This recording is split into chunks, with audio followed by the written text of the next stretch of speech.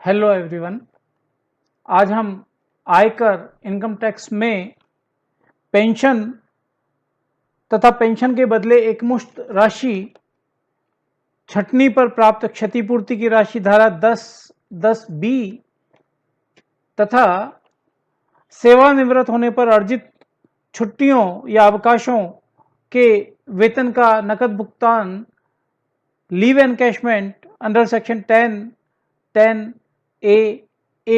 के विभिन्न प्रावधानों को समझेंगे और साथ ही किस प्रकार से करमुक्त एवं करयोग्य राशि की गणना इन संदर्भ में की जाती है ये भी समझेंगे।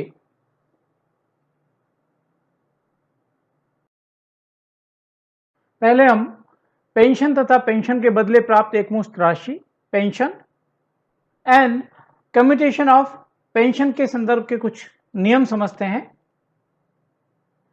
एक व्यक्ति जब सेवानिवृत्त होता है तो सेवा शर्तों के अनुसार उसको मासिक पेंशन दी जाती है। तो और मासिक पेंशन को वो चाहे तो सरेंडर करके त्याग के बदले में एकमुश्त राशि भी प्राप्त कर सकता है। इस संदर्भ में क्या प्रावधान है वो इस प्रकार से देखे जा सकते हैं। ए, मासिक पेंशन मंथली पेंशन। नियोक्ता द्वारा कर्मचारी को सेवानिवृत्ति पर स्वेच्छा से या सेवा शर्तों के अधीन प्रति माह अगर कोई पेंशन दी जाती है तो वह सभी प्रकार के कर्मचारियों के लिए कर योग्य है। कर्मचारी की मृत्यु पर दी जाने वाली पेंशन ये पारिवारिक पेंशन है और अन्य साधनों से आय शीर्षक में नियमानुसार कर योग्य है। दूसरा है बी पॉइंट, पेंशन के बदले एकमुश्त राशि कम्यूटेड पेंशन, यानी कि एकमुश्त करवा ली गई, इकट्ठा पैसा प्राप्त किया गया कुछ मासिक पेंशन को छोड़कर। तो मासिक पेंशन या उसके एक हिस्से को त्याग उसके बदले इकट्ठी दी जाने वाली राशि एकमुश्त पेंशन है। एकमुश्त पेंशन की करमुक्त के संदर्भ में धारा 10(10)(a) के निम्न प्रावधान है। एक पहला पॉइंट, केंद्रीय या राज्य सरकार या स्थानीय सत्ता या राज्य अधिनियम के तहत किसी निगम के कर्मचारी को पेंशन के बदले एकमुश्त राशि पूर्णतया करमुक्त है, यानी कि सरकारी कर्मचारी है तो करमुक्त है एकमुश्त पेंशन। अन्य नियोक्ता से यानी कि वो सरकारी कर्मचारी नहीं है तो ऐसी स्थिति में गैर सरकारी कर्मचारी की स्थिति में एकमुश्त राशि निम्नानुसार करमुक्त है। यदि उसे ग्रेच्युटी भी मिलती है, सेवानिवृत्त हुआ है तो ग्रेच्युटी मिल सकती है, तो प्रश्न में अगर ग्रेच्युटी भी मिलती है तो कुल स्वीकृत मासिक पेंशन को एकमुश्त करवाने पर जो राशि मिलती उसका 1/3 भाग करमुक्त होगी। प्रश्न में एकमुश्त जितने हिस्से को करवाया है उसकी एकमुश्त राशि हमें मिलेगी और हमें जो करना है वो ये कि कुल स्वीकृत मासिक पेंशन जो है उसको अगर एकमुश्त करवाया जाता तो कितनी राशि होती, उस राशि का 1/3 भाग करमुक्त है यदि ग्रेच्युटी भी उसको मिलती है। तो यदि उसे ग्रेच्युटी नहीं मिलती है तो कुल स्वीकृत मासिक पेंशन को एकमुश्त करवाने पर जो राशि मिलती उसका 1/2 भाग करमुक्त होगी। और करयोग्य एकमुश्त पेंशन कितनी हो जाएगी तो लास्ट लाइन में आपको दिख रहा है, प्राप्त एकमुश्त राशि जो पेंशन के कम्यूटेशन पर उसको मिली है उसमें से उपरोक्तानुसार जो करमुक्त राशि आई है वो घटा देंगे तो करयोग्य एकमुश्त पेंशन आ जाएगी जो कि उस व्यक्ति के लिए करयोग्य हो जाएगी, उसकी सकल वेतन में शामिल हो जाएगी। जैसे कि मासिक पेंशन उसको मिल रही है ए पॉइंट में, वो भी उसके सकल वेतन में शामिल होगी क्योंकि ये सभी कर्मचारियों के लिए कर योग्य होती है। आइए एक उदाहरण की सहायता से समझते हैं कि पेंशन मासिक और पेंशन एकमुश्त की करमुक्त और कर योग्य राशियों की गणना कैसे की जाती है। तो इस सवाल में मिस्टर एक्स 30 जून 2019 को हमारे गत वर्ष में एक कंपनी से सेवानिवृत्त होते हैं। उनको 1 जुलाई 2019 से 32,000 रुपये प्रति माह पेंशन प्राप्त होती है। 1 जनवरी 2020 को उसने अपनी पेंशन के 3/4 भाग को एकमुश्त राशि में परिवर्तित करवा लिया, 3/4 को, और उसके बदले में 24 लाख रुपए उसे प्राप्त हुए हैं। यदि सेवानिवृत्ति के समय 16 लाख रुपए की ग्रेच्युटी भी प्राप्त होती तो क्या अंतर पड़ता। तो हमें दो तरीके के प्रश्न करने हैं कि अगर उसको ग्रेच्युटी प्राप्त नहीं होती है पहली स्थिति में और ग्रेचुइटी प्राप्त होती है तो दूसरी स्थिति में कितनी कर मुक्त राशि है, कितनी कर योग्य राशि है। आइए देखते हैं इस सवाल में जो विशेष बातें और कर मुक्ति और कर योग्य होने के लिए जिस प्रकार से हमें कंपटीशन करनी चाहिए। कुल मासिक पेंशन है उस व्यक्ति की 32,000 रुपया प्रति माह। 1 जुलाई के बाद में उसे ये मिलेगी। 1 जुलाई से पहले उसको जो मूल वेतन प्लस अन्य चीजें मिलती हैं वो सारी कर योग्य होती रहेंगी। जुलाई 2019 से दिसंबर 2019 तक कर योग्य मासिक पेंशन 32,000 रुपये, इन 6 माहों के लिए 1,92,000 रुपये कर योग्य हो जाएगी।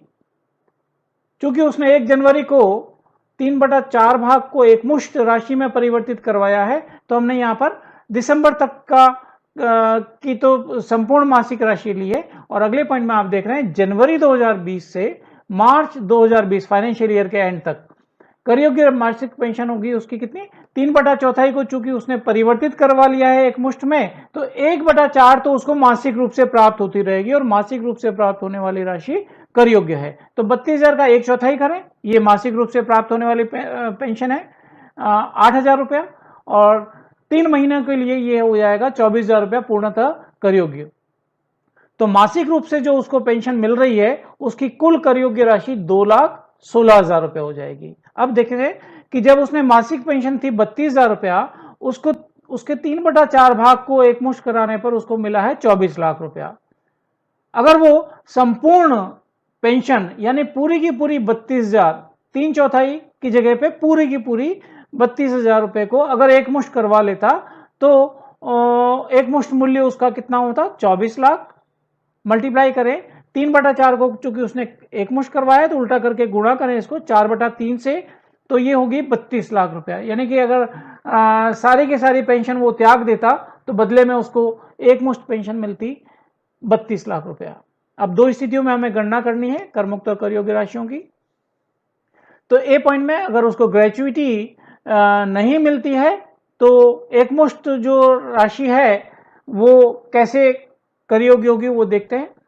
प्राप्त एकमुश्त राशि है उसको 24 लाख रुपया और करमुक्त एकमुश्त राशि होगी चूंकि उसको ग्रेचुइटी नहीं मिलती है तो संपूर्ण मासिक पेंशन को एकमुश्त करवाने के बदले में प्राप्त होने वाली राशि 32 लाख रुपए का 1/2 भाग यानी 16 लाख रुपया करमुक्त हो जाएगी तो कर योग्य एकमुश्त राशि हो जाएगी 8 लाख रुपया।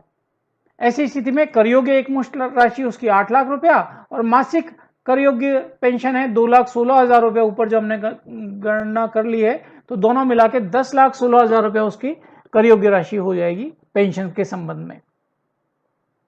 दूसरा पॉइंट है बी, ग्रेचुइटी भी मिलने पर कर योग्य पेंशन। अगर उसको ग्रेचुइटी भी मिलती है तो प्राप्त एकमुश्त राशि तो वही 24 लाख रुपया है परंतु करमुक्त राशि जो होगी वो संपूर्ण मासिक पेंशन को एकमुश्त करवाने पर जो एकमुश्त मूल्य 32 लाख रुपया आया है इसका 1/3 भाग कर मुक्त हो जाएगी। तो 24 लाख में से 10,66,667 घटाएंगे तो 13,33,333 रुपया एकमुश्त कर योग्य राशि उसकी आएगी और पेंशन के ऊपर हम कैलकुलेट करके आए 2,16,000 रुपया मासिक पेंशन वो कर योग्य है तो दोनों मिला के ये राशि उसके लिए कर योग्य हो जाएगी। इस स्लाइड पर हमने छटनी पर प्राप्त क्षतिपूर्ति compensation on retrenchment under section 10(10)(b) के आयकर के क्या प्रावधान है, कैसे कर मुक्ति की गणना की जाती है उसके संदर्भ के कुछ नियम लिखे हैं, उनको हम समझते हैं।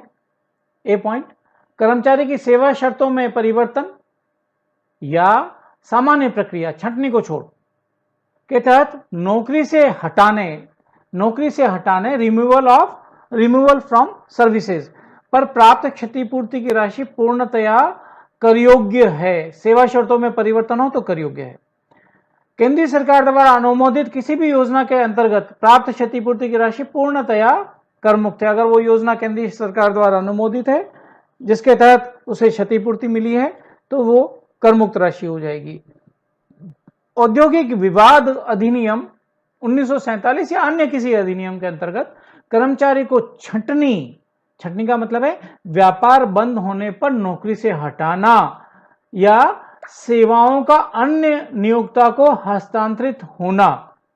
लेकिन इसमें शामिल नहीं है, परंतु क्या शामिल नहीं है, परंतु ऐसे कर्मचारी जो मुख्यतः प्रबंधक या प्रशासक या अधीक्षक, जिसे 10,000 रुपये प्रति माह वेतन मिलता हो, या फिर वो है तो अधीक्षक परंतु कार्य मुख्य प्रबंधक का करते हैं, तो इनको कर मुक्ति का लाभ नहीं मिलता है। तो व्यापार बंद होने और सेवाओं का अन्य नियोक्ता को हस्तांतरण करने पर तो छटनी कहा गया है, परंतु अधीक्षक, प्रशासक, 10,000 रुपये का वेतन, प्रबंधक, तो इनको कर मुक्ति का लाभ नहीं मिलेगा।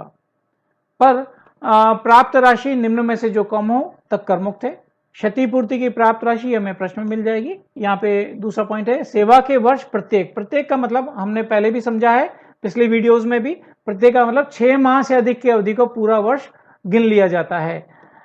मल्टीप्लाइड बाय 15 यानी एक वर्ष के लिए, एक कंप्लीट ईयर के लिए 15 दिन का वेतन औद्योगिक विवाद अधिनियम 47 के पॉइंट नंबर 2 में दिया गया है इसमें कर मुक्त राशि की गणना के समय।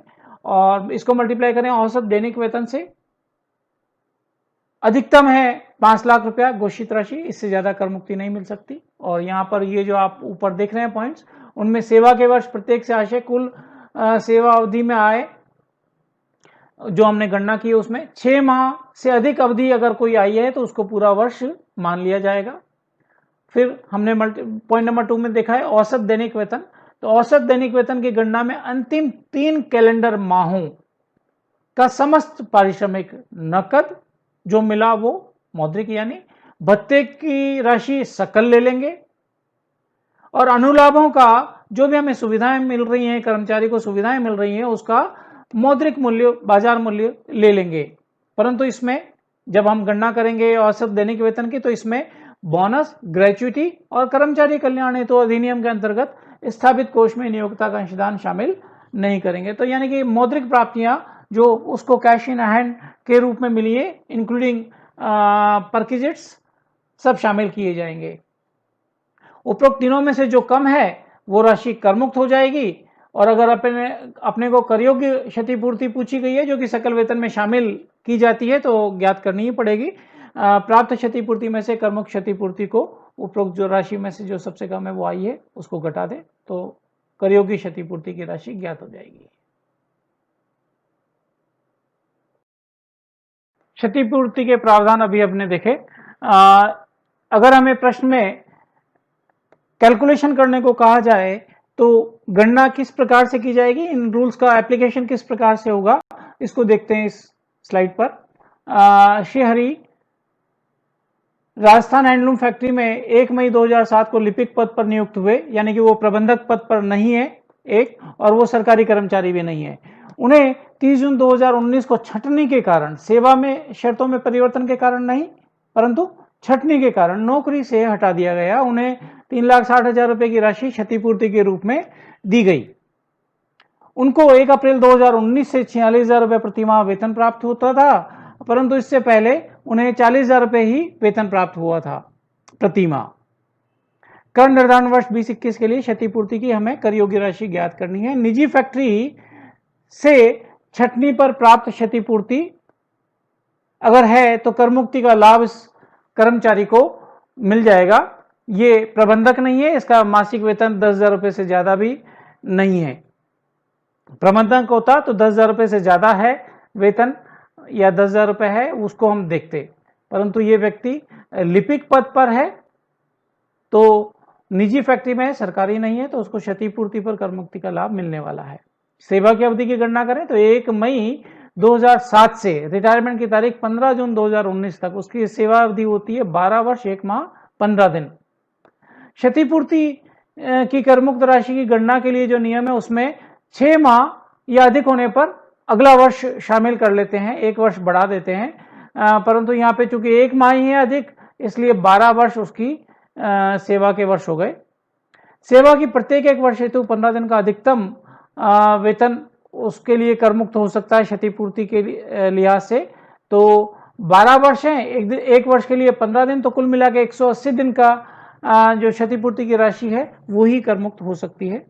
औसत दैनिक वेतन की गणना कैसे करते हैं, अंतिम 3 कैलेंडर माह जो कि 15 जून को रिटायर हुआ है ये, तो अंतिम 3 माह हुए, कैलेंडर माह हुए मार्च, अप्रैल और मई। इनका समस्त मौद्रिक वेतन हमें लेना है, बोनस और ग्रेचुइटी को छोड़कर, और नियोक्ता का अंशदान अगर कोई है अधिनियम द्वारा सूचित कोष में तो उसको छोड़ना है। सुविधाओं का समस्त बाजार मूल्य लेना है, भत्तों की सकल राशि को भी शामिल करना है, और इनमें इन 3 कैलेंडर माहों में जितने दिन है उनकी संख्या का भाग देना है। तो 40,000 रुपये उसको वेतन मिलता था अप्रैल 19 से पहले, और हमें मार्च 19 का वेतन भी लेना है, तो मार्च का वेतन है उसका 40,000 रुपया, और उसके बाद में उसका वेतन हो गया है 1 अप्रैल से 46, तो 2 माह का लेना है 46,000 रुपये के हिसाब से। और इन माहों में मार्च, अप्रैल और मई में क्रमशः दिनों की संख्या 31, 30 और 31 यानी 92 का भाग देंगे तो ये राशि आती है 1,434 रुपये 78 पैसा, एक दिन का औसत दैनिक वेतन। क्षतिपूर्ति के लिए कर मुक्त राशि के जो नियम है 3 पॉइंट हैं, उनमें से पहला पॉइंट प्राप्त राशि 3,60,000 रुपया, दूसरा पॉइंट सेवा के प्रत्येक 1 वर्ष के लिए 15 दिन का औसत वेतन। तो सेवा के वर्ष हमने ऊपर कैलकुलेट किए हैं 12, इसको मल्टीप्लाई करें 15 दिन से, और एक दिन का दैनिक वेतन है 1,434 रुपया 78 पैसा, इससे गुणा करें तो 2,58,360 रुपया, और अधिकतम है 3 लाख रुपया, और जो तीनों में कम है वो है करमुक्त राशि 2,58,260 रुपया। तो कर योग्य राशि की अगर गणना करनी पड़े जो कि सकल वेतन में शामिल किया जाएगा, तो प्राप्त राशि 3,60,000 में से इस करमुक्त राशि 2,58,260 रुपए को घटाकर ये ज्ञात कर सकते हैं। अगला पॉइंट एक और हमने लिया है इसमें, सेवानिवृत्त होने पर उपार्जित अवकाश के वेतन का नकदीकरण, encashment of earn leave salary on retirement. धारा 10 ए के प्रावधान है ये। सेवा के दौरान प्राप्त अर्जित छुट्टियों का नकद भुगतान सभी कर्मचारियों के लिए कर योग्य होता है। केंद्र या राज्य सरकार से सेवानिवृत्ति पर प्राप्त ऐसा अवकाश नकदीकरण पूर्णतया कर मुक्त है। तो सबसे पहले हम इन्हीं बातों को ध्यान में रखेंगे सवाल को जब भी पढ़ेंगे तब। कर्मचारी की मृत्यु पर परिवार को प्राप्त अवकाश नकदीकरण पूर्णतया कर मुक्त है।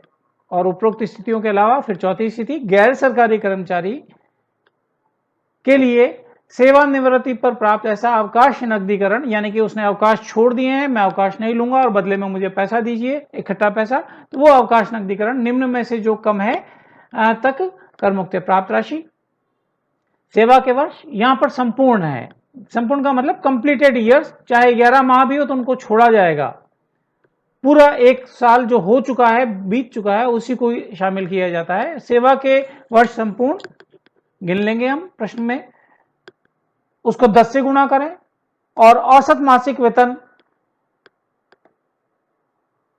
यहां पर आ जाएगा 10 माह का, इसको बोलते हैं हम 10 माह का औसत मासिक वेतन। दूसरे पॉइंट के लिए,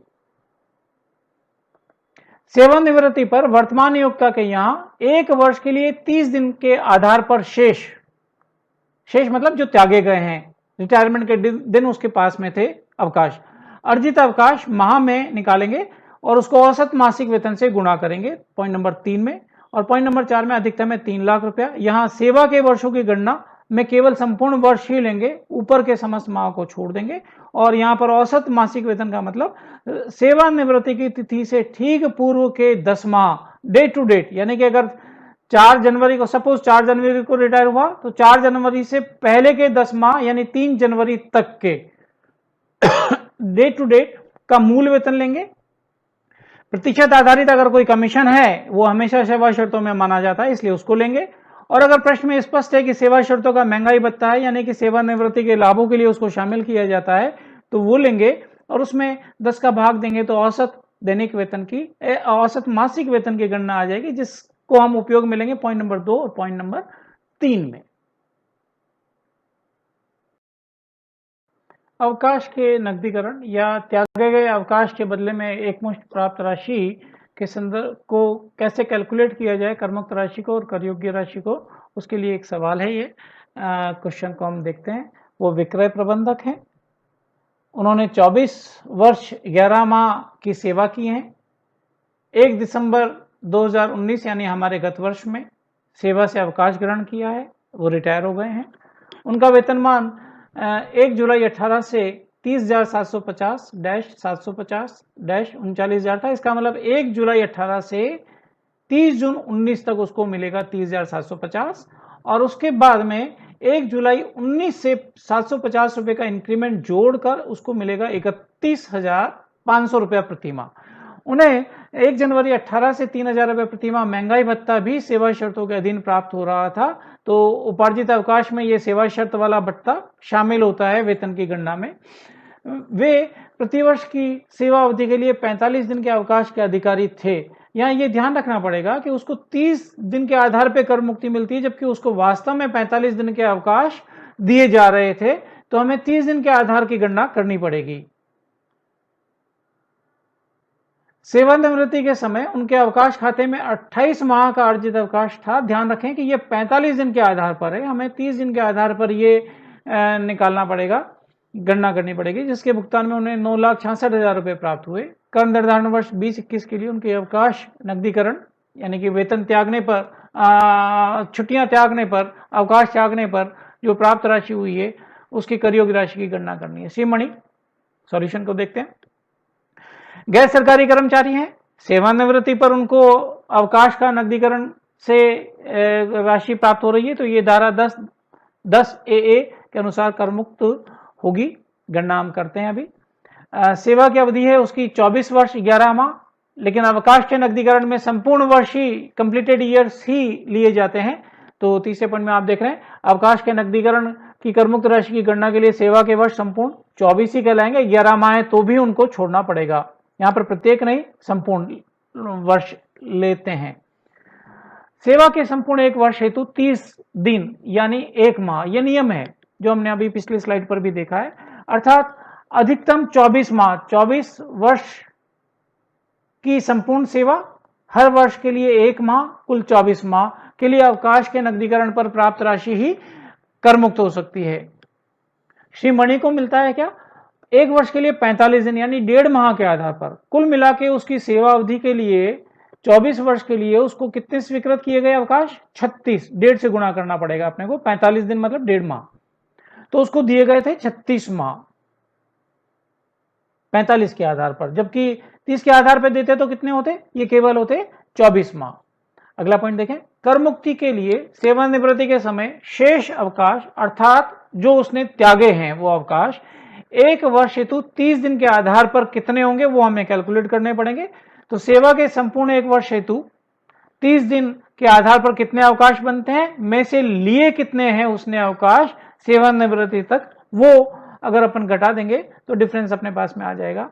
तो 1 माह के आधार पर उसके बनते हैं 24 वर्ष की सेवा के लिए 24 माह का अवकाश, कुल मिला 1.5 माह के आधार पर उसके बनते हैं 36, उसमें से शेष उसके बचे रहे हैं सेवानिवृत्ति के दिन 28, यानी कि 36 में से 28 को अगर अपन घटा दें तो 8 माह के अवकाश वो ले चुका है। तो 30 दिन के आधार पर कुल स्वीकृत अवकाश हैं 24, 24 में से अगर हम 8 घटाएं तो 16 माह के शेष रहे हैं अवकाश सेवानिवृत्ति पर नियमानुसार उसके, जिनको कि वो त्यागता है।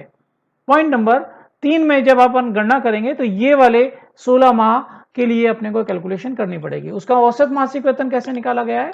सेवानिवृत्ति की तारीख से ठीक पूर्व के 10 माह डेट टू डेट लेना है। ये रिटायर हुआ है व्यक्ति 1 दिसंबर 19 को, तो 1 फरवरी 19 से 30 नवंबर 2019 तक 10 माह का मूल वेतन लेना है, प्रतिशत आधारित कमीशन लेना है, और अगर सेवा शर्तों में कोई महंगाई भत्ता मिल रहा है तो वो भत्ता भी इसमें शामिल करना, उसमें 10 का भाग देंगे। तो ये गणना आप देख रहे हैं, अभी ऊपर हमने देखा था कि उसका वेतनमान 30,750 1 जुलाई 18 से 30 जून 19 तक है, और इसमें से अपने को 1 फरवरी, मार्च, अप्रैल, मई और जून, इन 5 महीनों का वेतन तो है उसका 30,750, और उसके बाद में इंक्रीमेंट जुड़ के उसका वेतन हो जाएगा 31,500 रुपया। तो जुलाई से लेके जुलाई, अगस्त, सितंबर, अक्टूबर और 30 नवंबर तक यानी नवंबर, इन 5 महीनों का 31,500। सेवा शर्तों का डीए है तो वो जोड़ लेंगे, तो तो उसका औसत मासिक वेतन आएगा 34,125 रुपया। पीछे वाली स्लाइड पर हमने विभिन्न गणनाएं कर ली है। उसके आधार पर अवकाश नकदीकरण पर करमुक्त राशि की गणना के लिए 4 पॉइंट हैं। पहला पॉइंट प्राप्त राशि जो हमें प्रश्न में दे रखी है 9,66,000। दूसरे पॉइंट में फिक्स है कि 10 माह को गुणा करना है औसत मासिक वेतन से। औसत मासिक वेतन हमने नियमानुसार कैलकुलेट किया है पिछली स्लाइड पर 34,125। 10 से गुणा करें तो 3,41,125 रुपया दूसरा पॉइंट। तीसरे पॉइंट में नियमानुसार का मतलब एक कंप्लीट ईयर के लिए 30 दिन के आधार पर दिए गए अवकाश में से कितने शेष अवकाश रहे वो अवकाश। प्रश्न में जो 28 अवकाश दे रखे हैं वो 45 दिन के आधार पे। हमने पिछली स्लाइड पर 30 दिन के आधार पर जो शेष अवकाश रहे उसकी गणना की है, वो है 16 और उसको औसत मासिक वेतन से गुणा करेंगे तो ये आएगा 5,46,000 रुपया। और चौथा पॉइंट है अधिकतम, हर सवाल में रहता है ये 3 लाख रुपया। उपरोक्त चारों में से जो सबसे कम है वह अवकाश नकदीकरण पर करमुक्त राशि है, यानी कि 3 लाख रुपया। और अगर हमें अवकाश नकदीकरण पर करयोग्य राशि चाहिए तो प्राप्त राशि में से करमुक्त राशि को घटा दें, 9,66,000 में से 3 लाख को घटा दें तो 6,66,000 रुपया करयोग्य राशि है लीव एनकैशमेंट की, जो उसके सकल वेतन में शामिल की जाएगी। तो इस प्रकार आज हमने 3 प्रकार के नियम और उनका एप्लीकेशन पार्ट देखा है। पेंशन या एकमुश्त पेंशन का भी साथ में, और क्षतिपूर्ति की राशि छंटनी के ऊपर जो मिलती है, और सेवानिवृत्ति पर अवकाश त्यागने पर जो बदले में पैसा या नकद मिलता है उसके संदर्भ में नियम। तो ध्यान रखें जब हम अवधि की गणना कर रहे हैं तो कब संपूर्ण वर्ष लेने हैं, कब प्रत्येक वर्ष लेने हैं, और इसी प्रकार से कब दैनिक वेतन कैसे निकाला जाएगा और औसत मासिक वेतन कैसा निकाला जाएगा, इनको विशेष ध्यान में रखते हुए हमें गणनाएं करनी चाहिए। धन्यवाद।